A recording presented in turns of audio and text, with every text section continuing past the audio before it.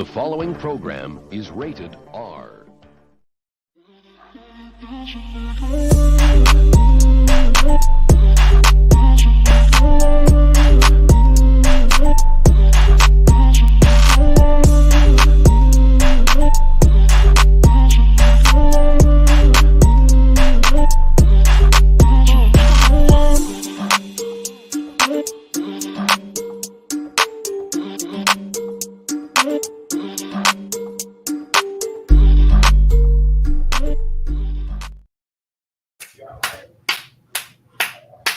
Let's go. That was beautiful. That was beautiful. Let's go. Let's go. Yes. We are talking raw, man. Chickens all ages. I hope you ain't got your kids here because we are rated R Raw Review late night.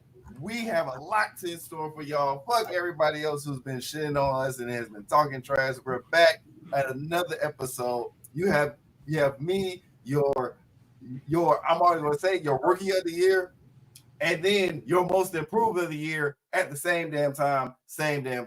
Quote the future. But I also have EC with me. I could not do this without him. The executive consultant. Take it away. Hey, ladies and gentlemen, Raw in Saudi Arabia. I not sure how I feel about that. It looked kind of awkward because it was taped and where it was at. But they tried to do what they could for this show. It's interesting to talk about. I think it was better than last week's episode of Monday Night Raw. Last week's episode of Raw was fucking awful. It was the worst. It was the worst episode of the year. It's going to go down as the worst episode of the year. It's going to go down. Terrible. This was so much better, but still not one of my favorite episodes. But we're going to talk about it because it started off with a bang. It started off hot with Liv Morgan, your WWE Women's World Champion. I feel like I'm about to have an episode of Monday Night Raw in my apartment in about 3 seconds if I look over and see something I shouldn't see. Anyway, so shit is terrible. Monday Night Raw. Liv Morgan comes out, Dominic Mysterio and Raquel Rodriguez in tow. Is she Raquel Rodriguez or Gonzalez now? I forget. I think she's Rodriguez. Okay, Raquel Rodriguez in tow. She brags about the fact she won the championship. She brags about the fact that the Liv Morgan Revenge Tour is over. She wants to do the Liv Morgan World Tour. She gets interrupted. And this is why I'm getting confused, right?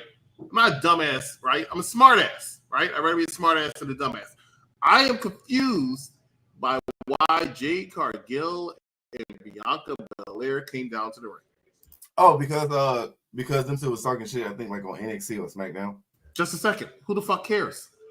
You're the tag team champions. Why are you going out there enticing trouble? And look, if you talk shit to me on my show, I'm gonna come to your show and pop shit. Sometimes you gotta pop up and show niggas. And this is the team Black Girl Magic. So they have been channeling every single rapper that's been hot so far. They channel Ski Yee, they channel Megan Thee Stallion, and now they challenging Kendrick Lamar because Liv is definitely not like Bianca, and Raquel is absolutely not like Jade Cargill. It's kind of funny in a sense because it's like your unseasoned versions of them, except for Liv's just shorter. That's the only difference. That's like the main difference.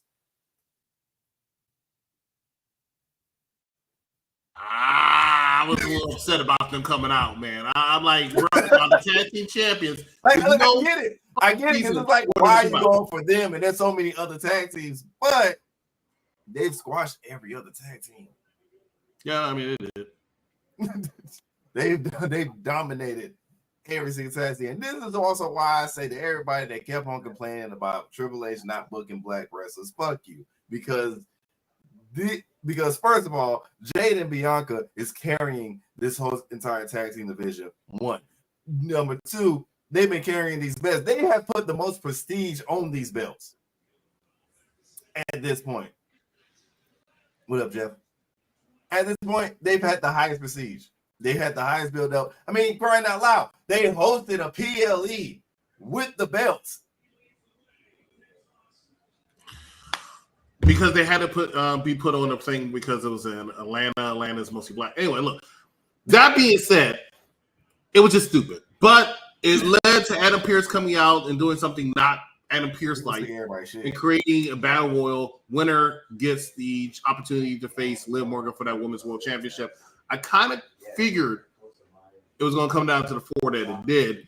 And Io Sky, who's a Triple H girl, right? Because I always talk about she was going to win. I had a fit like once it got down to 5, I was like, okay, Io's going to win. They love Io Sky. And I'm not saying I don't. I like Io Sky too. Big fan of her. But stop. There's other women on the roster. Why are we always going back to your favorite Io Sky? She's not going to beat Liv Morgan. She's going to lose. No, but honestly, it was like she's the perfect transition to move from Rhea for a good minute. Like she's the perfect transition to be like, all right, I feud with you. Not this out the way. Now, who am I really about to feud with? She's a filler. Just a second. Why couldn't it be Lyra Valkyria? Nah. Whoa. You didn't answer the question. I said why? Not could it be? Why can it not be Lyra Valkyria? Why couldn't she be the one? First of all, out the gate, getting a title shot is crazy when you haven't really done anything on Raw lately. And what has Io done on Raw lately? She exists. Come on, man. That's that bullshit right there. She had no business beating Lyra. Lyra needed it. Io doesn't need it. Io's a former world champion. Hold on just a second. Io's a former world champion. Lyra is not. Lyra's been flatline. Lyra does not have a good track record in Saudi Arabia. She took a German suplex on the hardest part of the ring. Yeah, that was ugly. Yeah, it was very ugly. She needs to stay out of Saudi Arabia. It's not good for her. Last time she was there, she was flat. Every time that she's been in Saudi Arabia, she gets her ass kicked. Like exactly. See, Jeffrey feels me, right? I forgive him for his bullshit last week. Jeffrey feels me. Lyra should have won. Io's already been a women's champion already, and in my opinion, it was a boring title reign. In my opinion, right? It was not a good title reign. It was the boringest. It was a very boring title reign. It was the boringest title reign. I can't remember the title reign more boring. Okay. The boringness. Thank you, Jeffrey. Right. Who was worse? Liv Morgan's first title reign. I thought it was pretty bad. I'll stop there. That's fair. Because I was like, I'm thinking, no, it wasn't worse than Carmella. I mean, it was worse than Carmella. No, it was worse than Carmella. So actually, I didn't mind Carmella's title reign. And the only reason why I say it's worse, and the only reason why I said it was worse, it was worse because at least Carmella's was like entertaining. The matches didn't hit, but just the entertainment of her holding the title and her lover boys from left and right that just don't that is no longer on TV at all. One is still doing flips at other shows, and the other one ain't like a pedophile or something. Like it's just. I don't want to say that. You know, he might have been. Yeah. Okay. Well, anyway, Io Sky picks up the victory. I mean, she'll have a good match with Liv Morgan because that's what Io Sky does, and that's why she's in that spot. But I feel like that spot should have went to Lyra Valkyria. I get it. Hey, you want to hear something funny? Somebody suggested that they give the title to not Sonya Deville. Who was it? She was the greatest NXT Women's Champion of all time. Shit. Wait, who? Awesome? Can't remember her name. Shayna Baszler. Yeah, I laughed. Go ahead. She gotta get a proper bill first. It wouldn't be believable if she got it like this. Kalila Washington. Good to see you. I hate to say it, the women's division has become a bunch of faction and unorganized bullshit. There are a lot of factions. And you know who that reminds me of? You know who Triple H reminds me of? Is a faction heavy person. Who did he get it from? Now I think he gets from. No. Yes. Yes. No. Facts, my man. No. Tony Khan in AEW did a lot of factions. He loves factions. He loves guerrilla warfare. That's what he does. Triple H came and said, hey, what you could do, I could do better. He did the same shit. It's the same shit. Triple H was arguably the best, two of the best factions of all time. arguably. Triple H was in like 4 factions because he But needed. He always needed. all time. You know why Triple H was in so many factions? And I'm a Triple H fan. Somebody thought I was a Triple H hater. I'm not a Triple H hater. I'm a Triple H fan. But realistically speaking, Triple H always needed somebody with him. Realistically speaking, he was barely any good on his own. Yeah, like solely on his own. DX, the McMahon, Helmsley era, Evolution, right? Yeah. He always had people with him. Because he showed you authority. I'm gonna be the brain.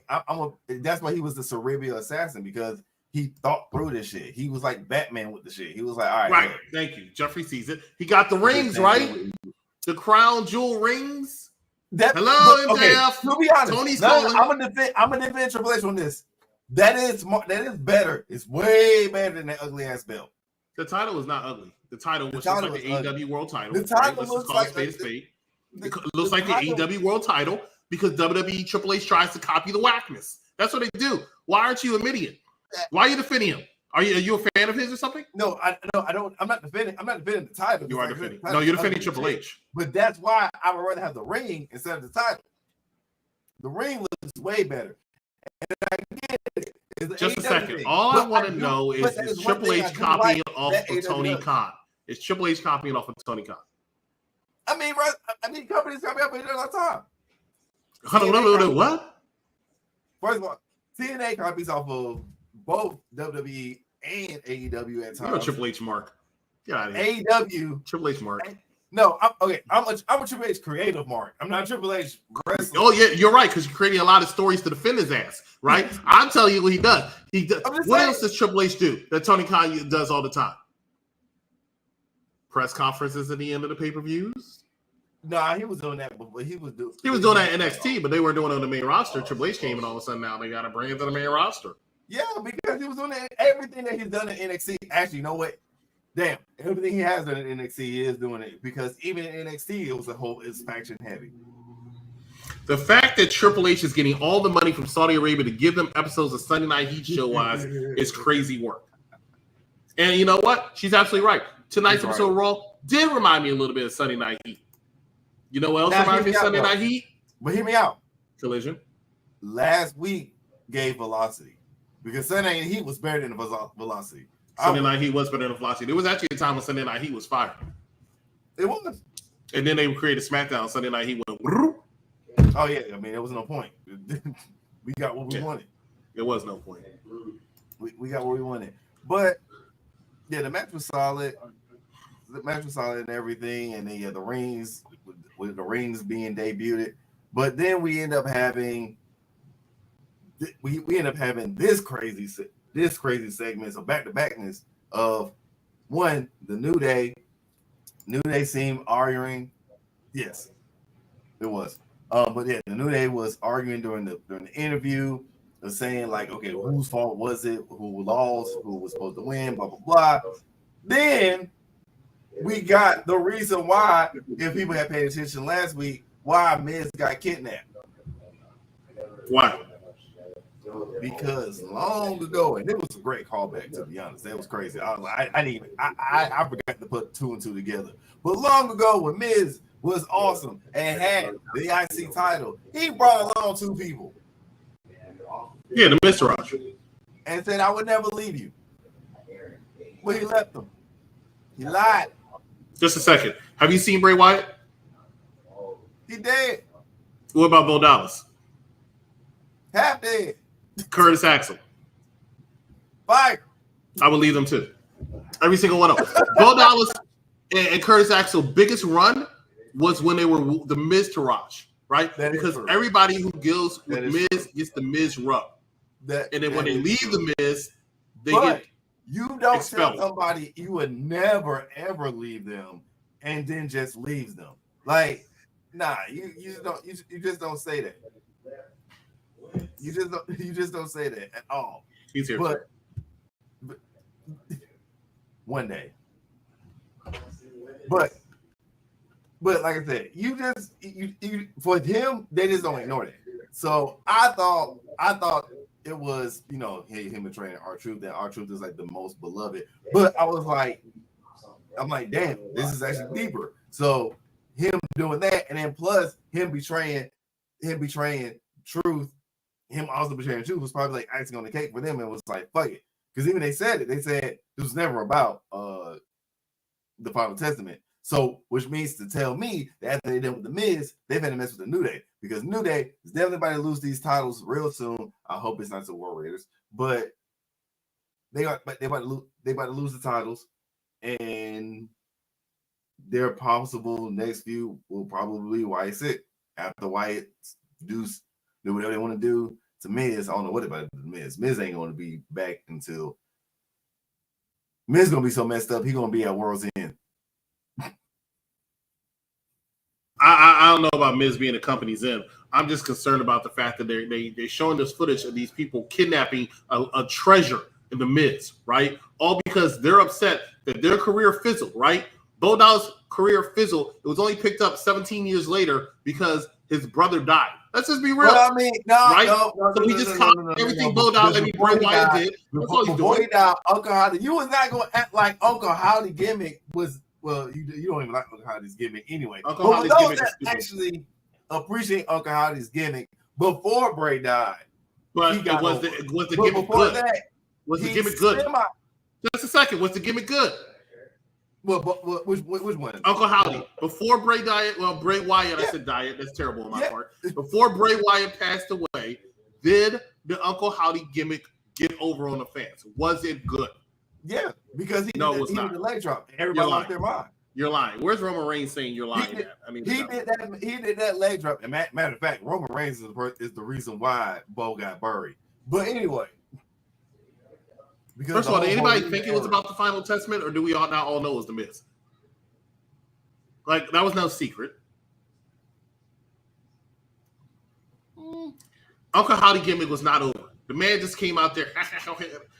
Bray Wyatt told good stories, but had terrible finishes. Every single one of his feuds, you could not remember the blow-off. And the match was not good. But that wasn't even really a match. But still, Cena. It wasn't just Randy. Cena. That was probably the best one. Randy Orton had a terrible blowout match. I wouldn't say it was terrible, but both times. Yes, it was. It was a terrible match. Look, the WrestleMania match at WrestleMania. I know a lot of people don't agree with me with this. 37. I know a lot of people don't agree with me with this one, but I can wholeheartedly say, and I can't confirm. For me, I did enjoy Seth and the Fiend Hell in a Cell match. I did enjoy it. You said that you're the minority, right? Yeah. Okay, so we all agree that you really don't know what you're talking about. That feud was awful, man. The feud was so bad they stopped it just like that. Just like that. Like I enjoyed it, but I knew it wasn't. What was there I enjoyed it, but I also accept that it wasn't over. It wasn't an over feud. It wasn't overall good. I just liked the fact that they was going at each other, and I just enjoyed the kayfabe side of it. But I get outside of the John Cena, you can't name a Bray Wyatt feud that ended well. It's just not possible. I mean, you can't even remember a lot of memorable feuds he had. To be honest, he told good stories. He was very good on the microphone, even though sometimes I thought he was a little bit long-winded. But yeah, he could be. His blow-off matches were never good because he overproduced them. He was overproduced. Yeah, I agree. It was good until the stoppage, and the red light definitely ruined it. But yeah, I wish the ref didn't really do the stoppage. I wish Seth just kept on going with it and just realized he just lost his fucking mind and the Fiend actually won even though he lost. That would have been a better finish. But after that, what happened was we had led into New Day versus the War Raiders. It was supposed to be a redemption match for the New Day. You feel like it was a snooze fest. It kind of was a snooze fest. There was some good. There was like two good moves.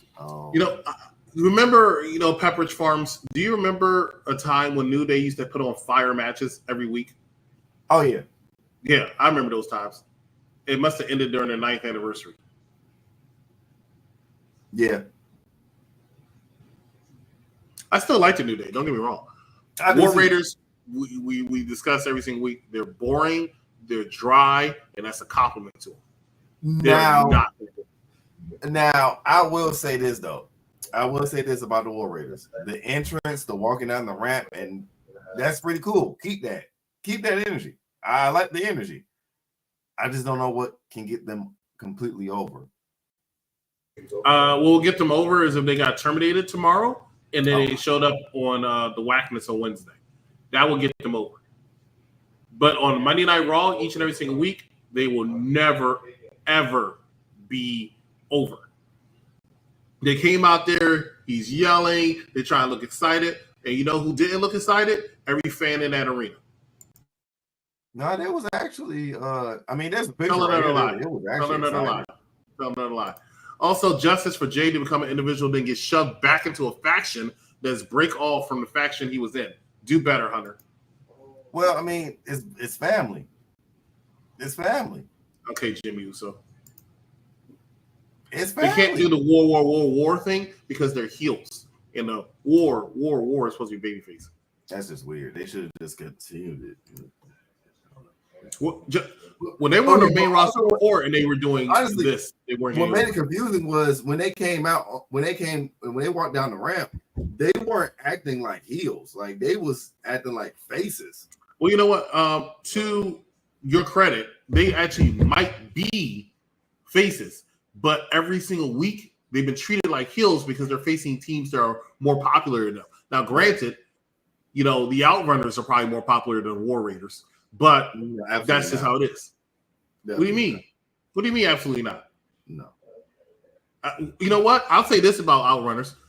They get a crowd to participate. They get a crowd reaction. They might suck, but they get a crowd to reaction and participate. The War Raiders, the only participation they get from the crowd is when they go to the bathrooms to take a shit. That's the only thing that happens. So I don't know what you mean. Outrunners are more over than the War Raiders. I'm just not even going to accept the disrespect that you just. Let me tell you something. This is a public service announcement. The next time you want to take a good shit, turn on the War Raiders entrance. You'll want to go to the bathroom immediately, right? Because you need to release all the toxicity that is coming from your television screen of watching the War Raiders. They are boring. Why? Triple H has this thing where he just is his people. It's his boys. We're going to have this conversation again later on in the show. First we had Io Sky. Now we're going to have fucking War Raiders. He has his set group of people that he likes to go to, even if nobody else agrees that they're good. I.e., example number one, the War Raiders. Let me find a good example thing. Oh, here we go. There we go. This is the War Raiders right here. You see this thing? This big fat thing? This is the War Raiders. The disrespect that's going on right now. You see how it didn't talk? It didn't move? It didn't have anything charisma? That's the War Raiders. Yeah. The disrespect is crazy right now. This is Triple H says he doesn't see color. The man sees color. He sees color. You know what? This is how much Triple H sees color. He always breaks out into a Beyonce song every time he sees a black man, right? He sees a black man, he says to the left, to the left. Like this is exactly why Bobby Lashley went to AEW. Oh my God. But name the black guy, name the black male wrestler that y'all wanted really over, that was actually good enough to go over. Bobby Lashley. But besides him, he's over there making 1.4 million views on then on top of that, Bobby Lashley actually was over. And they got hurt. Right now, right now, there's not Trick Williams in the NXT is going to be over. They're trying to push Mello. Right, I'm exaggerating when I say Triple H and the color thing. It's just funny. But he's just young. Bianca took a step down, but Bianca, you know, she's still it. She's still that person. So exactly, still champ. We're many black people. The main. Well, look on. I want to say look down NXT. You see a couple of African Americans. Yeah. You know, they really are big into this Javon Evans character, which I don't understand how I said big and Javon Evans in the same sentence because the man is the size of Adam Cole. But he's bouncy. Yeah, he's bouncy, but I don't watch wrestling to see somebody fly all the time. It's not what I watch wrestling for. Listen, maybe that's you, but other people out there, We just want to be entertained. All right. See, so just a second. You find Javon Evans entertaining? Absolutely. A young OG, first of all, young OG, we always salute that. We always salute them. I know y'all in the other Facebook groups with Neanderthals and incels, but over here in Nawland, you know what I'm saying? We support. Just a second. Over here, where? Came through the rankings. Where'd you go? In Nawland. No land. But like I said, I must not be here. But like I said, young OG, we always respect him. We always supported him. We've seen him all the way from the beginning. So yes. Just a second. Just because you were there when he was born doesn't mean that he's a young OG and you saw him from the beginning. Okay. He is a young OG. You're kidding me.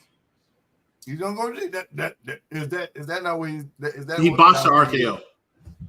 Is that what he botched the RKO? Kobe's botched the RKO. Yeah, but that's Kofi Kingston. We're not going to do that. Exactly, but still, you can't say one person botching another person who's been a champion of champions in the tag team division and world champion botching RKO and he was a vet at the time. What? And botched it. What? Young OG is in NXT and botched it. And Randy even apologized to Randy about it.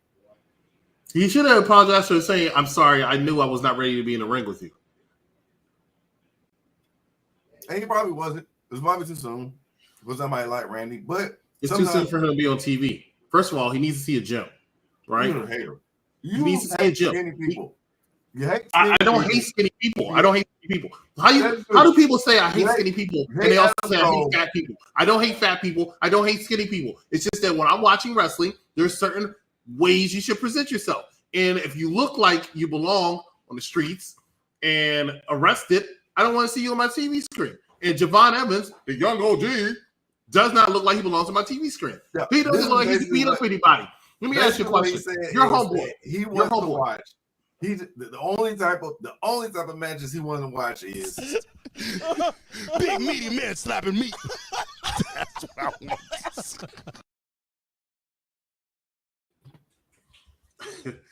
Only he can crack himself up like that. Oh my God, that was Javon's fault. He over rotated. Yeah, because that's all he does is flips, right? He can join the circus.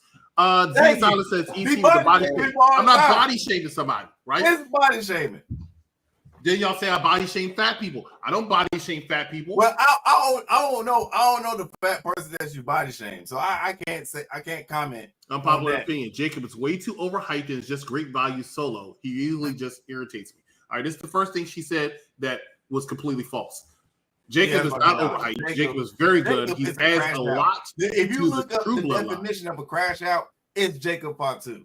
At least she started off by saying this is an unpopular opinion. Because it's right. It is an unpopular opinion. You know what else is an unpopular opinion? Everything this man has said for the last 5 minutes is an unpopular opinion. You can go to, bro. It's the reason why this man is getting over in NXT. It's not just me. Everybody gets over in just a second. Everybody gets over in NXT. Everybody gets over in NXT.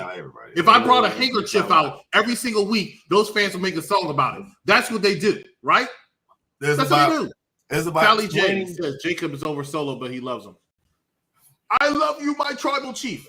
I love you. Tribal chief. I love you.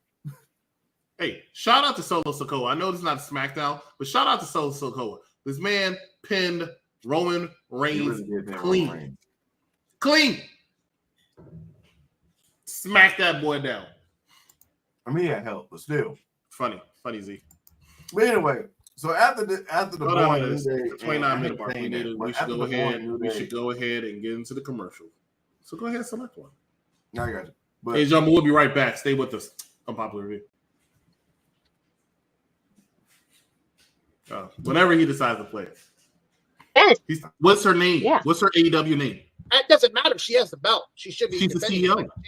She should be. Yeah, she should be. Vince doesn't know what a CEO does, though. What a true CEO does. Boom. Mm-hmm. CEO. She seems like a security cat to me. Say that right She don't. If seem you like knew what a true CEO does, you would understand her position. Yeah, she doesn't defend the belt. You're right. CEOs do shit. Okay. I understand. But what I'm saying to you is, you have her as a champion. She does nothing but take the back seat every single week. And then when she wrestled last week, she looked like complete garbage because she got thrown around the ring like a wet mop. I'm not gonna lie. I'm gonna probably agree with you. And Katie's gonna agree. I do. I think she's not a great wrestler. She's not. I think she gets her ass beat every time she's in the ring. I know. I'm sorry. She looks great. The first woman to main event WrestleMania 101. You are aware of that, right? Yeah. Well, that was a mistake. That's fine. Man. I mean, she's great looking. Sure, he doesn't. I mean, she's great looking. I'm not taking that away from her by any means. I'm just saying I've seen her wrestle a few times lately in AEW, and it's not super impressive to me.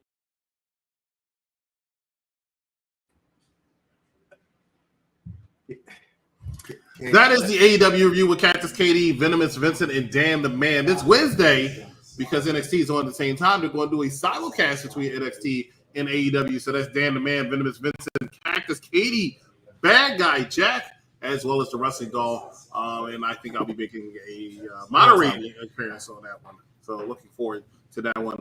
That's going to be a jam-packed episode of the AEW NXT review shows immediately after NXT AEW here on Wednesday. Clean is a stretch. How is it a stretch? Solo beat Roman clean. He picked him up. He gave him the thing. It wasn't really clean. It was clean with an asterisk. First of all, I'm already hyped up because the blasphemy that I just heard for the past 1 minute of a commercial of a damn Tony Khan's fucking playground like it's Jerry Jones' world. But anyway, no, there will be no slander of Mercedes Moné when it comes to her being on AEW matches. Because I can name you a whole bunch of other way worse matches that has happened in AEW that was before Moné and during Moné's entire reign. Her title reign has been pretty lackluster. It's been lackluster, but it's not has been so to the point where it's shit and it's crap. It's no hell no. Because be on the air with Venomous Vincent a little bit more, you'll find out that everything's crap. It's garbage. It's garbage. Garbage is trash. Oh, I was like, we want to talk about garbage. We want what the whole damn storyline between MJF and Adam Cole right now. Garbage. The whole entire, the whole everybody that's damn near a face in AEW, not named one of the Elite's favorite friends or best friends, whatever the fuck. Garbage. Jeffrey says, "Preach it, Sensei. It has been lackluster. I think the whackness has been lackluster a lot. I'm not going to go into how I felt. I mean, if you really want to know my opinion on what I felt about AEW, the whackness, check us out. Our unpopular review, top 5 draft NXT North American champions this past Thursday. I gave you a complete rundown. Or was it the prediction show? It was the prediction show. I told you exactly what happened on AEW whackness. AE trouble you. Not just garbage, absolute garbage. I agree. What's the next thing that happened on Monday Night Raw? And the next thing that happened was the segment was cinema, but some of the people's, I would say, choice of words was garbage. And that was Sami Zayn coming out explaining why he came out, and we all knew why. He wanted to save Jay. He always been down with Jay. Blah blah blah. I get it. Jimmy shows up, and this is where stuff takes its toll. Because Jay shows up, of course Jay gonna show up and say thank you and everything. Jimmy shows up and it's like, nah, F that. He did that shit on purpose. Blah blah blah blah blah. And then finally. And yes, Sami did do the pointing down because he was talking. And that what made me mad with Sami. Because first of all, I get it. You in Saudi Arabia, you want to speak the native language in Saudi Arabia, but I'm sorry, Sami, I'm gonna say this to you. You did it too long. You lollygagged that. You did that as a distraction because you knew damn well what we wanted to hear from you. what you want to. I know products and everything, but I'm talking as a kayfabe fan right now. Motherfucker, you use that shit as a distraction so you could think of what the hell you was going to say to explain on why the hell you kicked the fuck out of Roman. Because part of you wanted to kick the shit out of Roman, but another part of you knew it was an accident. Just a second. Wouldn't you want to kick the shit out of Roman Reigns too? He treated the bloodline terrible. But terrible. I would say I did it and I do it again. But we have a bigger threat. Jimmy Uso was the star of this segment. And let me tell you why. Not Jay Uso, who just went straight through the lines. He's like, look, we get this because I got a plane to catch. But Jimmy Uso actually sold the fact from Sami Zayn when Sami said, look, you started all this shit. This happened, we were friends. Then this happened, you kicked me in the face. Then this happened, you kicked this person in the face. This happened, you kicked this person in the face. It has always been Jimmy. I should have known. You know why? Because he thinks he was born a king. Listen to his songs. His song is telling you everything you know about Jimmy Uso. He's a jealous individual because his brother did so much better than him. His brother's the hottest thing in wrestling right now, and he's jealous. He can't be main event Jey Uso. He can't be Roman Reigns. And now he's out there. He's kicking people. He sees Sami's getting bigger than him too. He can't have that. This is travesty. It's wrong. And you know the best thing that happened? Jimmy Uso, somebody needs to hit him with a car. What? Yes. What? Yes. Hit him with a car. That's the only way you're going to solve this problem. Or they're in Saudi Arabia. Hit him with a camel. I don't know. But the thing is, something needs to happen. It needs to happen quickly. Because otherwise than that, Jimmy Uso is going to be a serial killer or a serial kicker. Either way, it's a problem.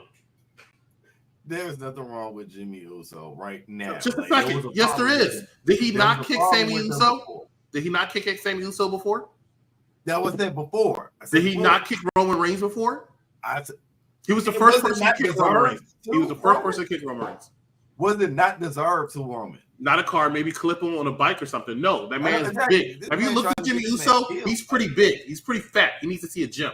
Now, because of that, the bike is not going to work. You need to get something harder. That's why I say get a car.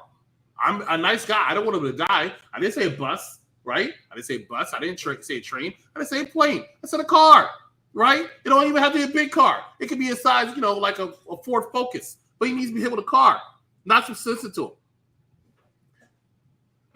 I don't know why people think of Freckles as body shaming. He didn't say anything just now.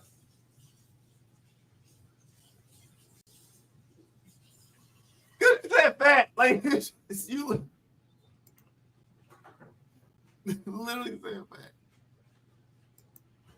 That is true. Freckles, for some reason, unpopular review, and Freckles Sensei too. Well, it's strange. Thinks that you're body shaming. So if you are body shaming, you might want to calm it down. It's not good. It's not how we do things here on the Rated R. You know what? Calling people fat. I didn't call people fat. I'd say he needs to see a gym. That's not me saying he's fat. He could be in better shape. He's fat. He could be in better shape. Jimmy Uso. Look, you know what happened this past week? Jey Uso said, they know who I am now. They know me and they know you. No one goes around saying which one is Jay, which one is Jimmy. Why? It's not because of the way they dress. It's because of how they look. Jey Uso is in better shape than Jimmy Uso. Why don't you think Jimmy Uso ever takes his shirt off, man? He don't take his shirt off for the ladies. He don't take his shirt off for no one. Because he needs to see a gym. I mean, wait, no, hold on. Yeah, I'm thinking about it. I think did he take his shirt off at Crown Jewel? Jimmy Uso did not take his shirt off. No. If Jimmy Uso still took his shirt off, he'll be arrested on site in Saudi Arabia. So we're not even. He is not that chunky. He gained weight, but he ain't. Jimmy Uso's pretty chunky, bro. He's pretty chunky. He ain't so games you making it out to be. I don't think. No, you need to watch him again. Look at him again. I don't think he's that chunky. But just a second. And yes, you know what? We bring that shit back up. No, you go ahead. You put that up there, but let me tell you something. Yes, we're all the same size when the lights go out, right? But doesn't matter because whoever's on top is going to be felt if they're the size of Jimmy Uso. Damn right. I take everything off of Naomi. Naomi has cushion that can protect herself. I need all that cushion. Anyway, now things that don't need cushions, the things that just went whoopee. Adam Cole. It is. We had the next segment was Dragon Lee versus Chad Gable. Now this match was actually kind of impressive. Hated it. I know why. I have a feeling why you said that. Okay, first of all, Jeffrey, he said he has a little gut. He don't have. There's nothing little about that gut on Jimmy Uso, right? Right. The man has to custom order his shirts. It's pretty bad. Look. Jimmy Uso needs to see a jump. That's all I'm saying. And as far as this match was terrible, right? Not because of the athletic competition, the outcome. What the fuck was the reason to have Chad Gable lose again? This man doesn't know how to buy a victory, even if he plays WWE 2K24. He can't win. I don't know what's going on. I mean, I agree. He should lose to Dragon Lee. There's no point of him having a brand new fraction. No point of him having the. Hold on, just a second. No point of having a brand new what?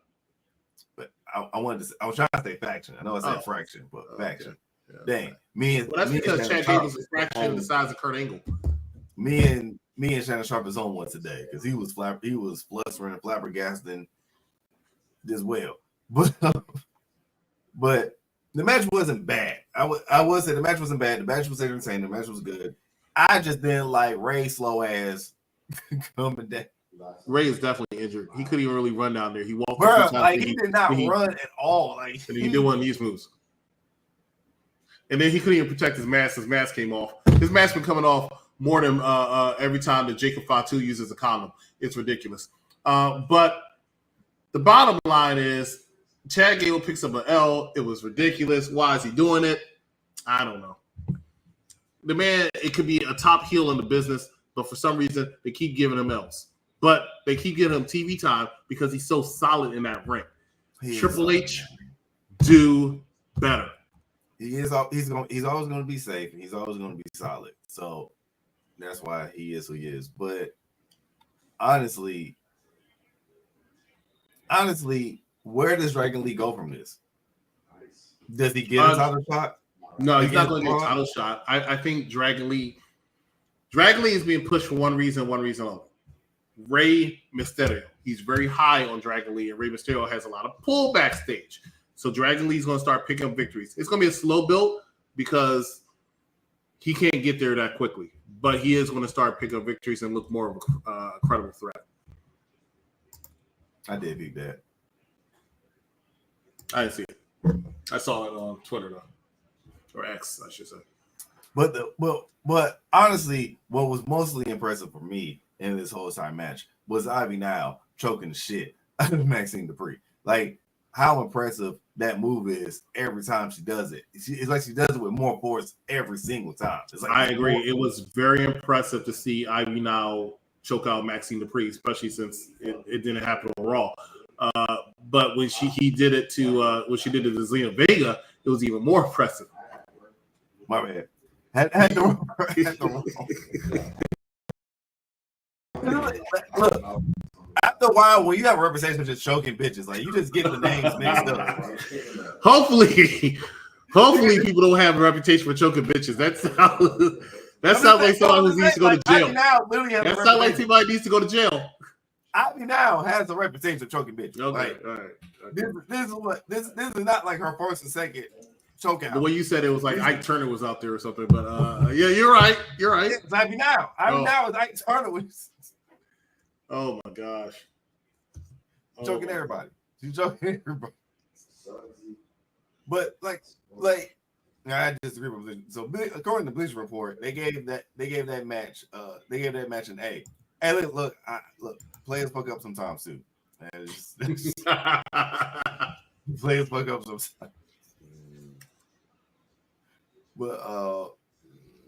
But then after that match, because I gave the match it was okay. It was all right. Wasn't great. Wasn't bad. It was solid. Just didn't like the ending.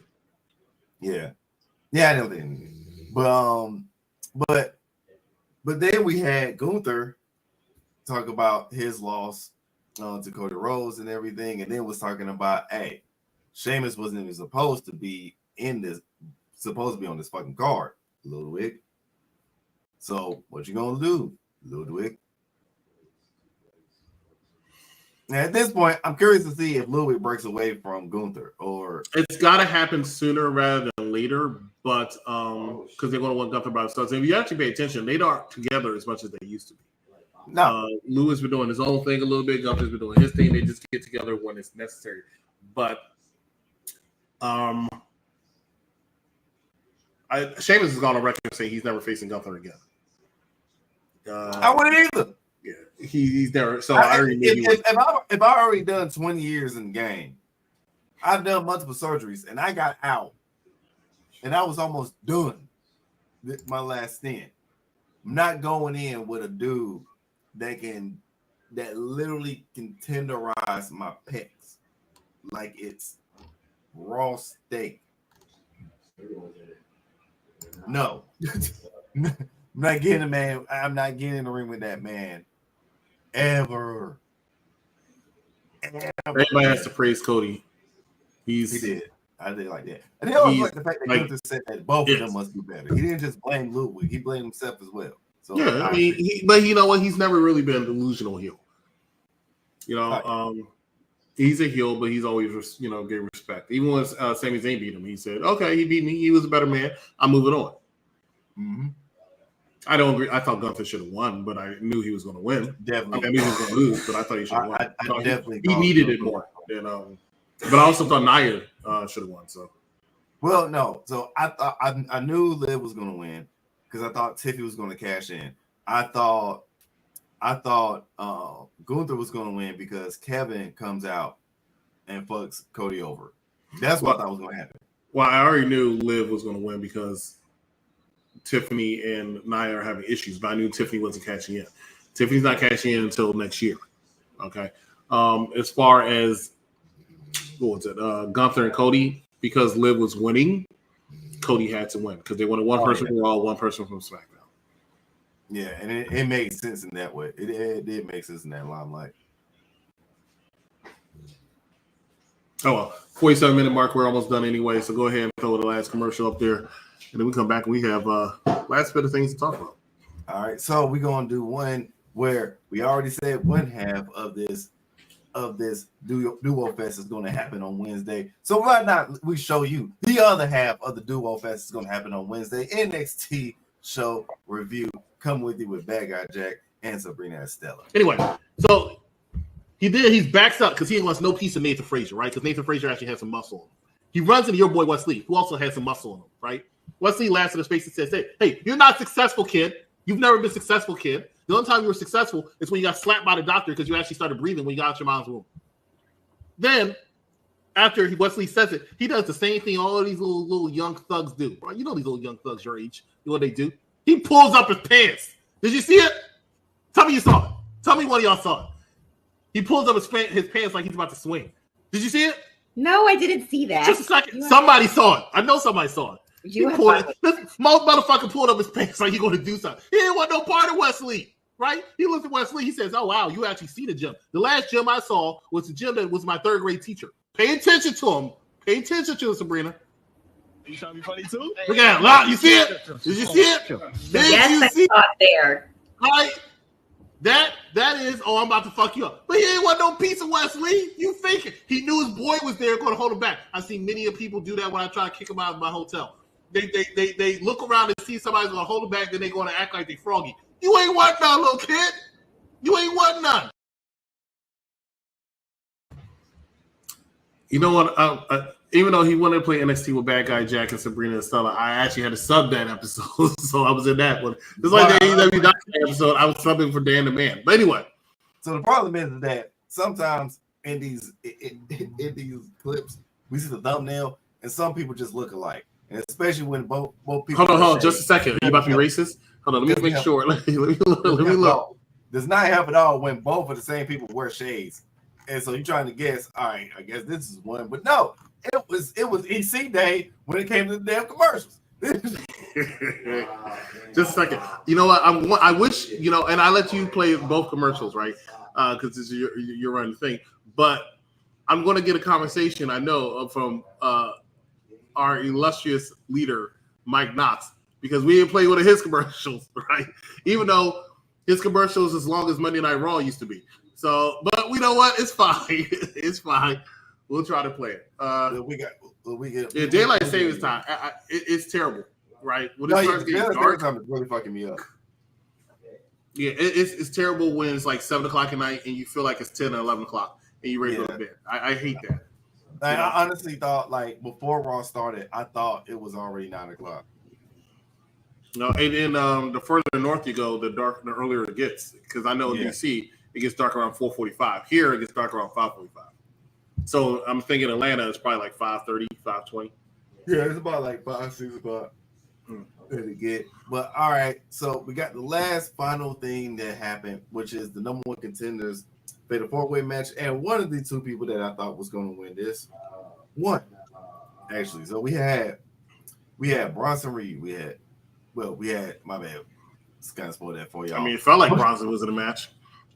It did feel like, bro, it really did feel like this was a fatal 5-way match in a sense. But we'll get to that. We'll get to that a little later. But we had Sheamus, we had Dom, we had Seth freaking Rollins, even though I didn't first understood why he was in this match. And then we had Damian Priest. For people that we're almost kind of tired of seeing the same thing over and over again, I'm kind of glad Sheamus got thrown in this, because that kind of gave it a little different twist. But I'm so tired of Dom, and I'm tired of this Dom and Priest feud. Like, why are we still going with this? Why are we still extending this? This is longer. This is going on longer than Young Thug's trial. Young Thug's trial should have ended in 2 weeks, and he was guilty.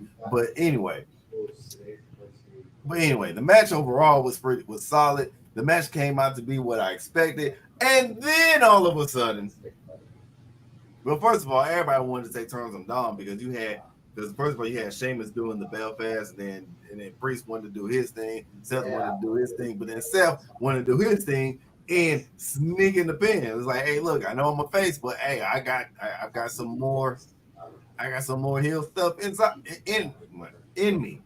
All right. It was so hard to not make that so suspect.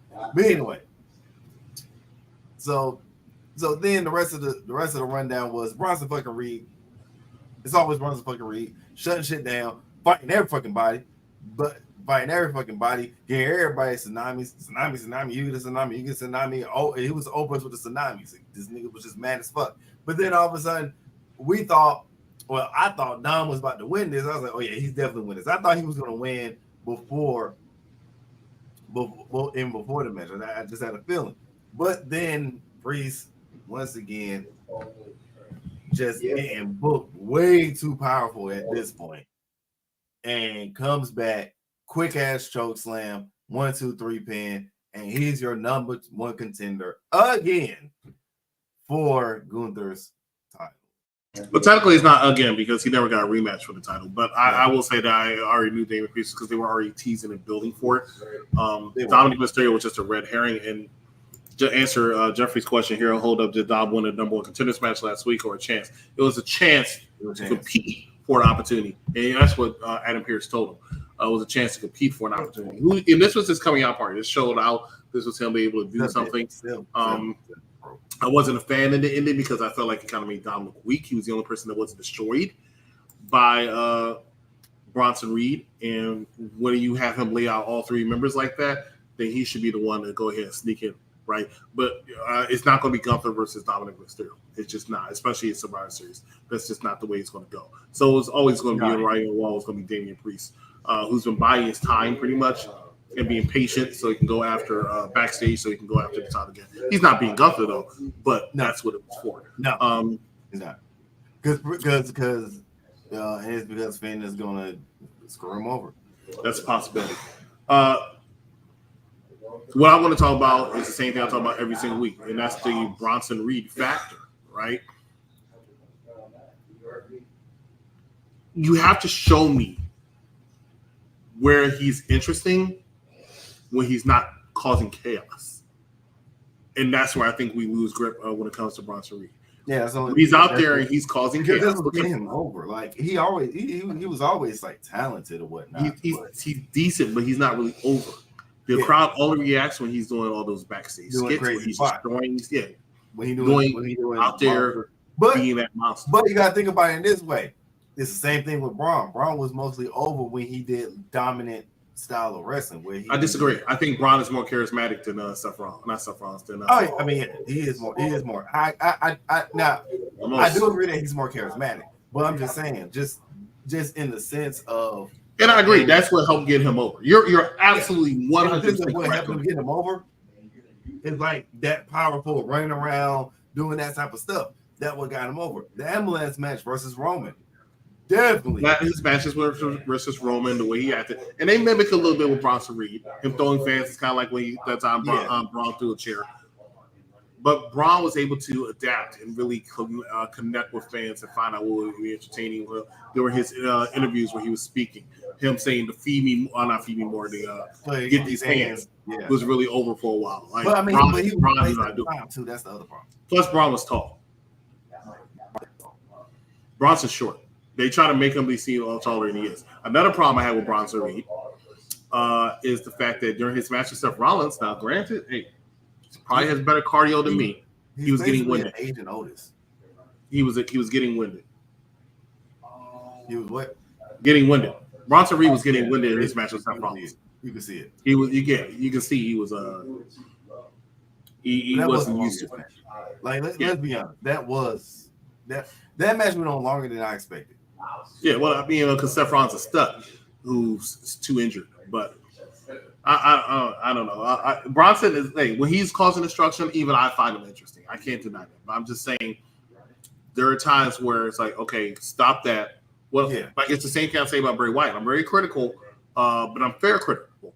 When I say Bray Wyatt was one of my favorite wrestlers, I liked him. I think he's very good in the ring. Also, my problem with Bray Wyatt was the fact that once the production part stopped, right, depending on his dance partner, where was the climax? It wasn't always there. Yeah. It wasn't always good. Yeah.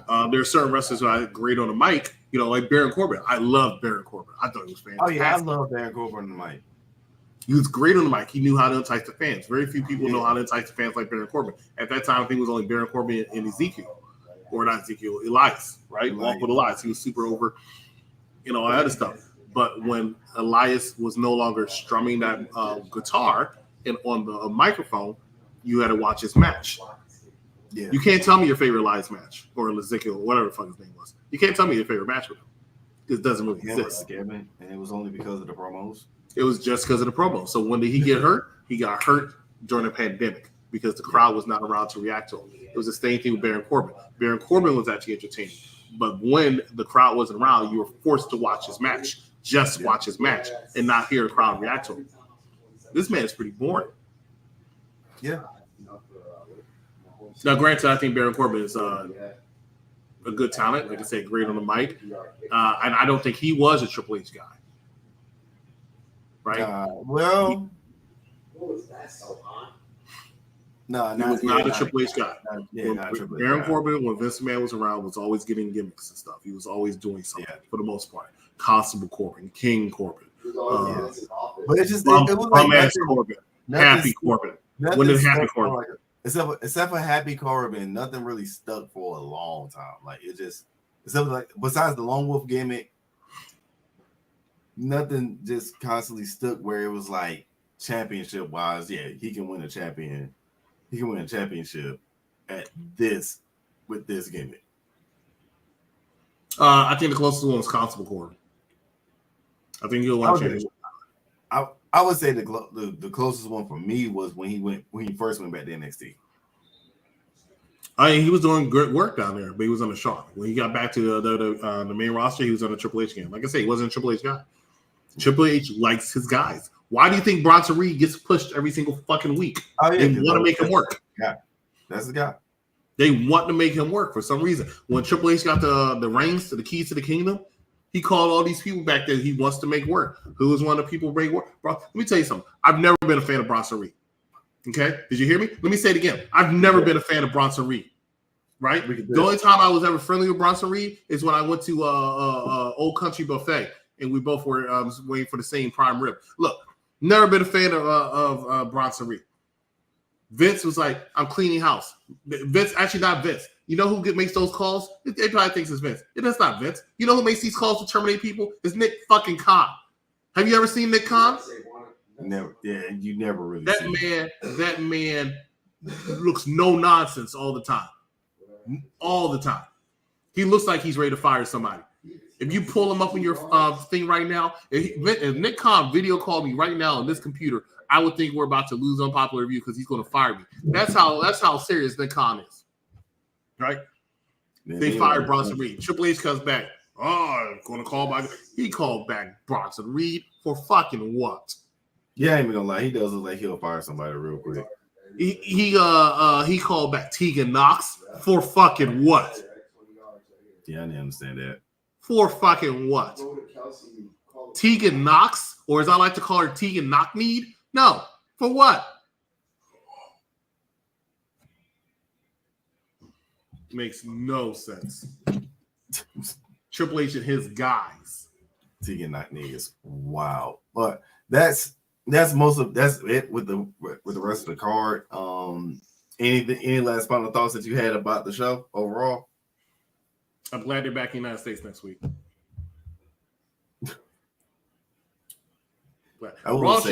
Raw should not be taped and from another country because they have spoilers and I can say it's heavily produced. Let me tell you something. You might not believe it. That first segment with the women and Adam Pearce, right. I saw so many cuts and everything. Yeah, I did too. And I don't like seeing it. Should be live. Yeah, that should have been live. That felt like it should have been live. But like I said, I've always treated these as glorified house shows. We just get to watch them. That's how I've always seen them. I'm glad. I actually avoided. What's up, Daydream? I actually avoided the spoilers. I don't know how I avoided the spoilers when I'm in. Well, only one I saw was actually a fake one. They were like Alexa Bliss. I was like, Alexa Bliss ain't come back on no tape version of Raw. Yeah, about that. First of all, yeah, and nobody spoils that and leaks that out with nothing. Nah, she may come out of Survivor Series, but who knows? You know what? They had Jimmy, Jay, and Sami Uso on Raw tonight. Even though Jay and Sami are on Raw, so I understand that Jimmy's not. But they said, "Oh, come to SmackDown, right?" Because Roman's going to be on SmackDown because Roman already hopped on a plane as soon as the match was over and went back to the United States. As soon as that Crown Jewel wasn't even over, that man was already halfway back to Florida. I mean, he probably stayed. Nah, that man was gone. He probably stayed. That man was gone. Why do you think he opened the show? Right? Why? Because people like the blood. Oh shit! The bloodline matches first. Roman said, "Look, give me my check, put me on the plane." It made sense for them to be on the show. No, it makes sense. But I'm telling you right now, Roman left. Roman left as soon as he hit the backstage. I don't know. All I know is I most likely will be going to one of these international live shows next year. I'm not sure which one yet, but I am going to go to one of these because the crowd is lit. The crowd is more lit. I haven't been to any of the international shows yet because I don't have a passport. So you have me on that. I'm getting my passport this month. Oh, so. Yeah. Maybe next year. But the closest I've been is, of course, I went to the Backlash in Puerto Rico, and that was a great time. But that's not international. So you hear them talk? You hear me, Trump? Make sure y'all vote tomorrow. Please do. No matter who you go for, whether it's Kamala Harris, my cousin, or whether it's Donald Trump, just vote. I'm getting so tired of these text messages. At this point, me and all these automatic text messages about voting and all that type of stuff, we had in a committed relationship. It's the only thing that's been consistently hitting me up and checking on me for the past month and a half. At this point, they text me after the voting. We're fucking married at this point. So Jen from I feel you. You're the only people that check on me also. After tomorrow, my phone will not. Nobody will ever hit my phone up again. So nobody's whoever going to text is 706, whoever is 877, whoever is 678, they just want y'all to know we are in a mutual agreement and an engagement right now. At this point, I'm gonna change my status on Facebook from single to in a committed relationship. Sounds good to me. Everybody better be at my wedding. All 10 of y'all that are watching better be at the wedding. But with that being said, as we go away, we always like to let you know that there's something for everyone on Unpopular Review. It's just not Raw. It's just not NXT. It's just not AEW. It's damn near everything. So we have the Mike Knott show on Mondays at 6 p.m. Then afterwards at the Raw, you have us, which is the Rated R review. On Tuesdays, it's the NXT review right after NXT, and then on Wednesdays, there's the AEW Dynamite review show with Cactus Katie, and then also with NXT, it is Bad Guy Jack and Sabrina. And on Thursdays, we have your top 5. I'm trying to remember what is this Thursday because top 5 AEW champions. That's actually tough because Swerve obviously has to be top 3 in my opinion. But no, when we say top 5 AEW champions, we're talking about all the titles. Oh, it can be any title run. Damn. Oh, no, that still don't change. That still don't change. He's still top 5. Swerve, Strickland, world title, being in your top 3. Swerve is definitely of all the titles, top of all titles. That's the Continental Championship, the International Championship, the TBS Championship, TNT. You're putting Swerve's, Strickland's. Top 5. You lying like shit. There ain't no way. Top 5. Top 5. What worst? Like, what are you talking about? No. Swerve Strickland's title reign was not entertaining. There is no way that you beat so many former AEW champions and you're not top 5. You literally had who just a second. Who did he beat? Damn near everybody. He beat Christian. He is being damn near. No, you gotta look back. Not as champion, sir. Not as champion. That's what I'm saying. As champion, he's been everybody. I'm glad he's not on this episode because he does not know what he's talking about. All right, he'll make another one. But top 5 AEW champions. Honestly, he should have beaten. I say he should have beaten Dan Bryson. But the only reason why he didn't is because it was career versus title. We already know when somebody is that super over, that when it comes to a career versus title match, the career will always win. But unfortunately, I hate it. Find out what my list because I'm be on. Actually, my list was one of the best ones, to be honest. This current one, where he doesn't even bring the title up? No, not this current one. Hell no, not this current one. Well, hell no. Should have been a commentator, bro. Absolutely not. But these are the people that Swerve has been with his title reign. He has been Will Ospreay. He has been Roger Strong. He has been Claudio. He beat Samoa Joe. He's being Christian Cage. Don't really care about Roger Strong like that, but he has been Roger Strong as well. Take us home. This is ridiculous. Join us on Thursday for that. Join us tomorrow for NXT. Wednesday for I'm sorry, not tomorrow for NXT. It's going to be a Wednesday. Join us Wednesday for NXT/AEW, and then Thursday we're right back here for top 5.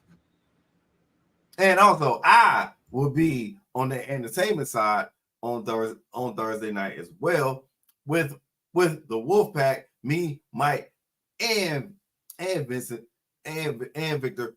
We will be reviewing Wall Street. I know we did Wolf of Wall Street 2 weeks ago. Now we're doing Wall Street. Money Never Sleeps. Check it out.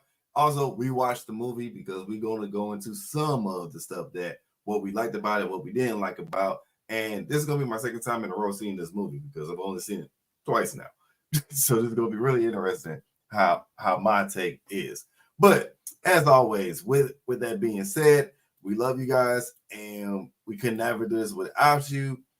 And with that being said, that's it.